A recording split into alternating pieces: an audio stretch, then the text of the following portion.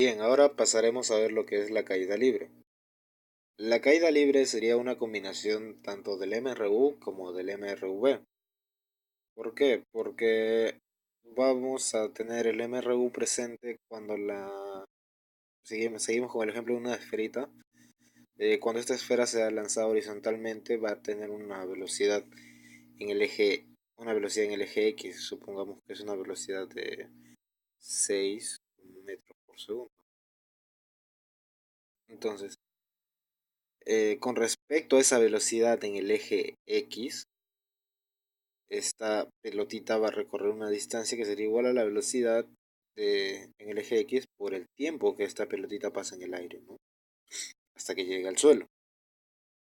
Y con la velocidad en el eje Y, su velocidad inicial en el eje Y, porque luego de haber caído va a tener otra velocidad que sería la velocidad final en el eje Y. Ese sería el movimiento rectilíneo uniformemente variado con respecto a la velocidad en el eje Y. Y acá tendríamos las mismas fórmulas que en el MRV, solo que le hemos cambiado los nombres. La velocidad en el eje Y, la velocidad final en el eje Y sería igual a la velocidad inicial en el eje Y más la aceleración por el tiempo. Esta aceleración viene a ser la gravedad. O sea, ya no es una aceleración que te dan, sino es la aceleración de la misma gravedad en la caída libre, que es la fuerza que te jala hacia el centro de la Tierra, ¿no? Esa es la gravedad.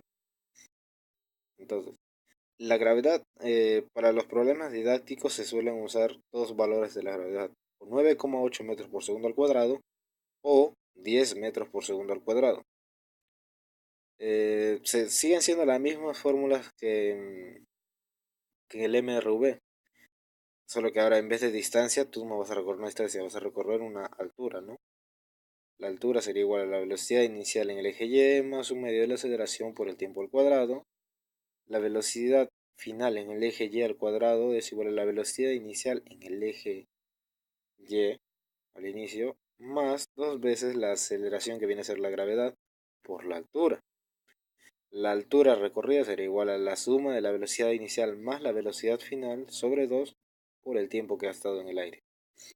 Ahora, siempre, ¿a qué nos referimos con velocidad inicial y velocidad final? Eh, esto se refiere a... Obviamente que nuestro dibujo se refiere a estos dos puntos, pero si en vez de ello yo tuviera, por ejemplo, que hasta este tramo nada más, y acá dibujo mi pelotita, yo quisiera saber qué altura ha recorrido de aquí a aquí, entonces vuelvo a usar esta fórmula, solo que ahora tenemos que hallar esta velocidad. Esta sería nuestra velocidad final improvisada, vamos a ponerla así, velocidad final improvisada. Y esta velocidad final improvisada la podemos hallar de la misma forma, ¿no? Velocidad inicial más la aceleración por el tiempo que va a pasar en este transcurso. Supongamos que pasa un segundo y la velocidad es cero, ¿no? Porque la vas a lanzar desde acá. Entonces cero más 10 por uno sería 10. Entonces tu velocidad sería 10 acá. Y usando de nuevo la fórmula, 0 más 10 entre 2 sería 5 por un segundo, sigue siendo 5. Entonces has recorrido en un segundo 5 metros nada más de altura. Y eso sería todo para la caída libre. Ahora sí podemos pasar a los problemas.